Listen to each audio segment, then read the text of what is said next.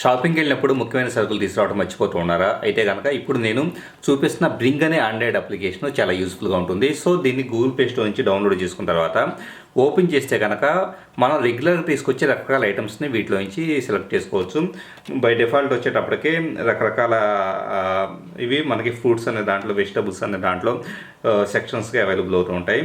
Bread, milk, meet, ఇట్లాగా frozen items, snacks, ఇలాగ different items అనేది హౌస్ హోల్డ్, హెల్త్, అన్ని రకాల లిస్ట్ అనేది దీంట్లో ఉంటుంది. సో వాటిలో సబ్ సెక్షన్లో వచ్చేటప్పటికి ఎన్నో రకాల ఐటమ్స్ కూడా సబ్ లిస్ట్ ఉంటాయి. ఒకవేళ వీటిల్లో మనకి ఏదైనా ఐటమ్ లేకపోయినా కానీ పైన ఏదైనా ఐటమ్ని మనం టైప్ చేయొచ్చు.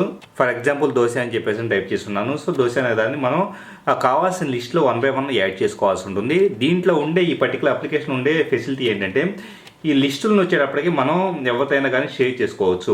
అంటే ఫర్ ఎగ్జాంపుల్ దీన్ని మన ఇంట్లో ఉన్న పర్సన్స్తో షేర్ చేసుకుంటే కనుక డెఫినెట్గా ఏదన్నా కొత్త ఐటమ్ని మనం తీసుకురావడం మిస్ అయితే కనుక ఇవి ఆటోమేటిక్గా సింక్రనైజ్ చేసి వాళ్ళు ఏదన్నా ఐటమ్ని యాడ్ చేస్తే ఇక్కడ మనకి లిస్ట్లో అప్డేట్ అవుతూ ఉంటుంది. సో ఏ ఒక్క ఐటమ్ని మనం మిస్ అవ్వకుండా షాప్ నుంచి పర్చేజ్ చేసుకోవడం కోసం ఈ బ్రింగ్ అనే అప్లికేషన్ యూస్ఫుల్గా ఉంటుంది.